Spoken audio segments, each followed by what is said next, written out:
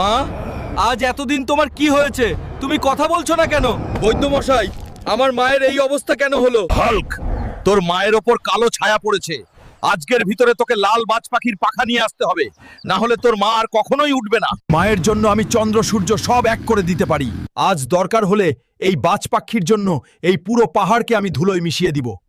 এই বাজ পাখি, এখনই তোর পাখা আমাকে দিয়ে দে। তোর গায়ে কোনো জোর নেই হাল্ক, তুই আমার সাথে পারবি না। আমার মায়ের দোয়া আমার উপর আছে। তোর মতো বাজ পাখি আমার কিছুই করতে পারবে না। হাল্ক, আমাকে ছেড়ে দে, আমি হার মেনে নিচ্ছি। হাল্ক, তোর মায়ের প্রতি ভালোবাসা দেখে আমি অনেক মুগ্ধ হয়েছি বন্ধু। এই নে আমার পাখা। আমি লাল বাজ পাখির পাখা নিয়ে এসেছি মা। এখন তোমার আর কিচ্ছু হবে না। মা, তোমার কিছু হলে আমি কিভাবে থাকবো? দূর বোকা, তুই থাকতে আমার আর কি